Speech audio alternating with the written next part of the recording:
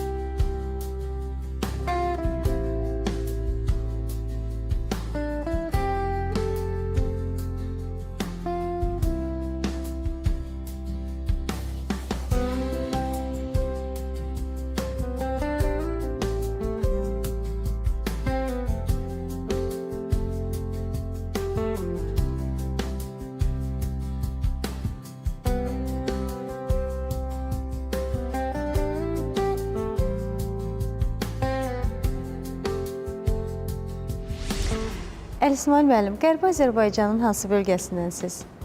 Mən Əliyev Əli İsmailoğlu, rəssamam. Eyni zamanda İqtisad Universitetində Dizayn məktəbində baş müəllim kimi çalışıram. Rəssamlar İttifaqının üzvüyəm. Qərbi Azərbaycan icmasının işində, ictimai işlərində, müəyyən layihələrdə yaxından iştirak edirəm. 1960-cı ildə Qərbi Azərbaycanın Basarkeçər bölgəsində Göyçə mahalında anadan olmuşam. Elə orada orta məktəbi bitirmişəm. Orta məktəb illərində, hələ uşaqlıq illərində rəssamlıq sənətinə ümumiyyətlə marağım olub. Hətta evdə atamın da əl qabiliyyəti var idi. Yəni, uşaq vaxtı məni bu rəssamlığa yaxınlaşdıran bir epizod yadıma düşdü. Hansı epizoddan sonra mən daha çox bu sənətə bağlandım. Yəni, məktəbə getməzdim. Təqribən 5 yaşında olardım. Mən atamdan bir ilan çəkməsini xahiş elədim. Yəni, bir ağ vərəq uzatdım ona. O vaxt heç hələ hərfləri də bilmirdim. O çox tez ilanı çəkdi və mənə vermək istədi. Əlimi atdım, çəkdi, vermədim. Başladı təzədən nəsə çəkməyə. Çəkdi. Çox tez bir adam çəkməsi çəkdi. Bir insan ayağını qaldırıb ilanın başını əzmək ərəfəsindədir. Yəni, o ilanı çəkəndən sonra yəqin düşündü ki, yəni, o qədər də bir yaxşı canlı deyil və yaxud bu insan düşüncəsində bir ilan varsa onun başı əzilməlidir. Bax, belə bir, yəni mənim uşaqlığımda bir master klass kimi oldu mənə. Özü də Qərbi Azərbaycan ziyalısı kimi jurnalist idi. İsmail Əliyev, Qərbi Azərbaycanda tanınmış insan idi. Həm maarif sahəsində, həm o vaxtın icra strukturlarında işləyən adamıdır.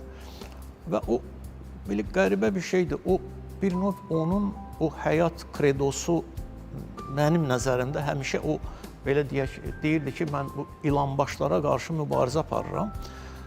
Cibində 2 partiya bileti gəzdirirlər. Bunlar uzun illər başa düşmürdü. Nədir?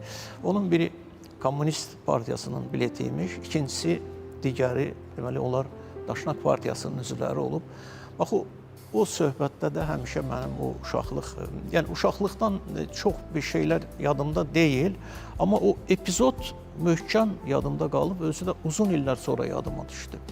O dövrləri, o vətənli dövrləri necə xatırlayırsınız? Ən çox yadınızda qalan hansı xatirələrdir?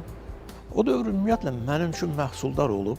O dövrdə, yəni mən 10-cu sinif, 11 yox idi, o vaxt 10-cu sinif idi. Mən, yəni o elə bir məkanda böyümüşəm ki, Göyçə gölünün kənarında kənddir, arxa dağdır, qabaq dənizdir. Göyçə gölünün şərq sahilində. Arxa Azərbaycandır, qabaq üzbəüz deməli Göyçə gölüdür. Yəni mənim üçün o uşaqlığımdan başlayaraq mənim üçün ancaq bir Azərbaycanlılar yaşayan basseyn idi. Mən ilk dəfə Bakıda hardasa 8 yaşımda erməni gördüm. Sonra böyüdükcə, təhsil aldıqca biz anladıq ki, artıq yəni bura Azərbaycan torpaqlarıdır, amma Ermənistan tabeliyindədir. Amma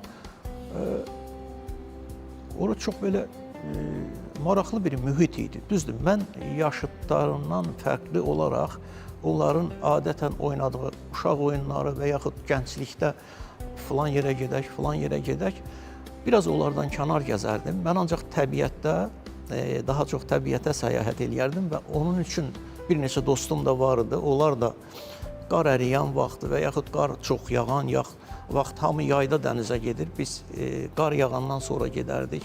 Maraqlı bir təbiət hadisələrinin şahidi olurduq. Təbiətin bol insana göründüyü bir yer idi.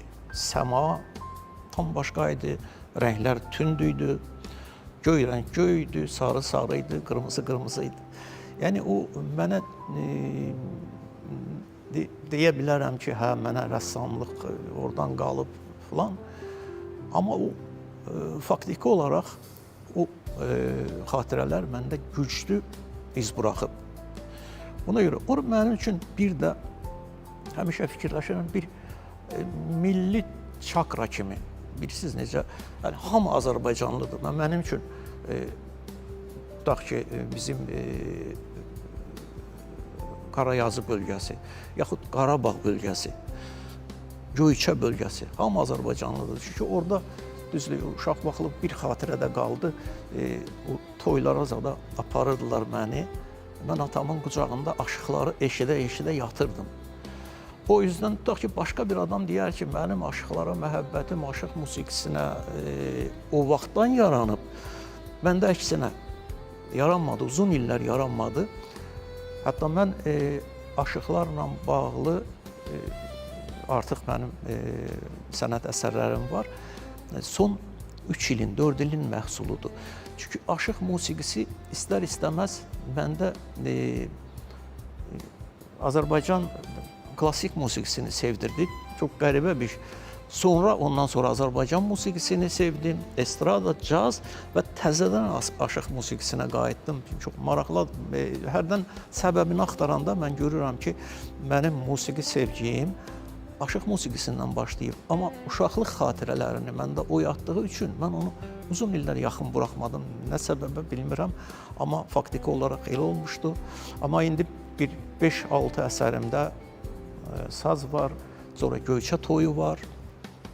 Məsələn, mən o dövrlərdə mağaralarda olan deməli, qara zurna və nağara dəf deyək, o toyları xatırlayıram. Məsələn, bir də Göyçədə qadınlar toy ərəfəsində mən çox şahid olmuşam. Ev sahibi ilə, yoldaşınla, qohumlarınla, kişi qohumlarınla bir növ küsülü olardılar ki, toylara aşıq çağırmayın, qara zurna gəlsin. Qadınlar nəyə görəsə o qara zurnaya meyilli edirlər. Amma kişilər sırf kişi məclisi olaraq aşıqları çağırırdı. Yəni, bunlar da mənim yadımdadır. Maraqlı dövrlər idi. Əli İsmail müəllim, oralara gedəcəyik inşallah və oralara gedəndə öz torpağınıza, öz elinizə, öz obanıza ayaq bastığınızda ilk edəcəyiniz şey nə olacaq? Təbii ki, mən qayıdış mümkün olsa, mən düşünürəm ki, bax, bu qədər mübarizə gedir, bu qədər insanların bir məslək uğrunda, cənab prezidentin qoyduğu bir hədəf var qarşıda. Hədəfimiz Qərb Azərbaycandır. Mən düşünürəm ki, dinc qayıdış mümkün olacaq. Mən getsəm, mənim öz işimi davam elətdirəcəm. Yəni, mən orada qoca dağa çıxa bilməmişdim, zirviyə. Ora çıxacaq və o hansı yerdən qalmışdıq, oradan da davam elətdirəcəm. Hardan qalmışdıq, o da məlumdur, mənə məlumdur. Mən Göyçədə 1977 87-ci illər ərzində 50-dən çox təbiət təsvirləri çəkmişəm. Hamısını naturadan işləyirdim. Dostlarım məndən gedirdi, bəzən tək gedirdim, amma çox vaxt yanımda yoldaşlar olurdu. Gedirdim, təbiəti naturadan çəkirdim və hər natura heç olmasa 1 saat, 2 saat davam eləyir. Bax, o işləri davam elətdirərdim.